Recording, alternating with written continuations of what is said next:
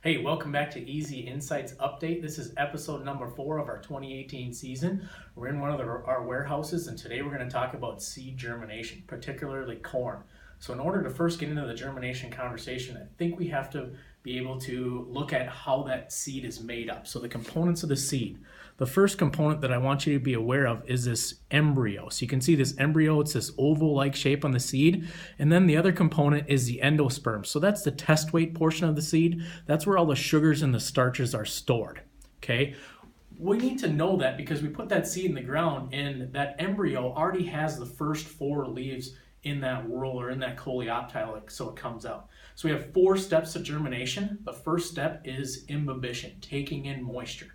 Put the seed in the ground, we take in moisture. Corey talked about imbibitional chilling in episode 1. Refer back to that to know what imbibitional chilling is, but we know that that first drink of water normally needs to be a warm drink of water.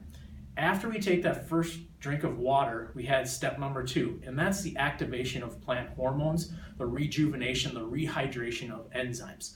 The one hormone that I'm particularly thinking about is gibberellic acid. So gibberellic acid's job in the plant is to basically flip on the light switch, start telling the enzymes what to do, start cell replication, start everything going in the right direction.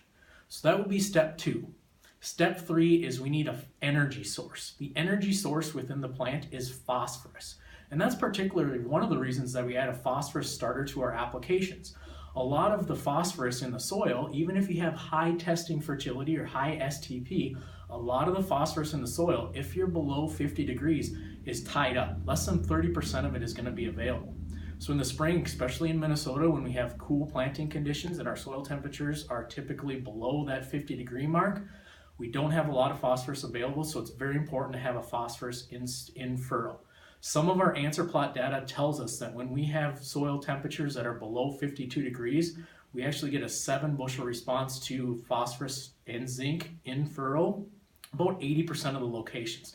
So there's definitely a payoff to be captured there if you're planting early in cool, wet conditions, which is what we presumably have in front of us for this year.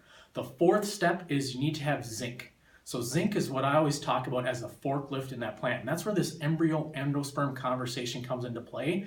Is the endosperm is the test weight or the sugars and the starches in that seed. The zinc has to unpack all those sugars and starches and bring it over to the embryo and feed it to the embryo. The more zinc you have, the more efficient that seed is at feeding the embryo and the quicker that seed comes up out of the ground.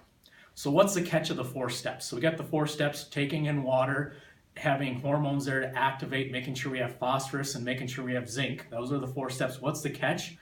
When we have the phosphorus, zinc, and hormones in furrow, the one that we like to use and the data that we have on this product called Ascend is 5.4 bushel when we have cool, wet conditions across our answer plots for 6 years, 2,200 replications. So we have some pretty good data. The other catch is what I refer to with the phosphorus and zinc components is we have that 7 bushel response when we know we have that cool, wet condition.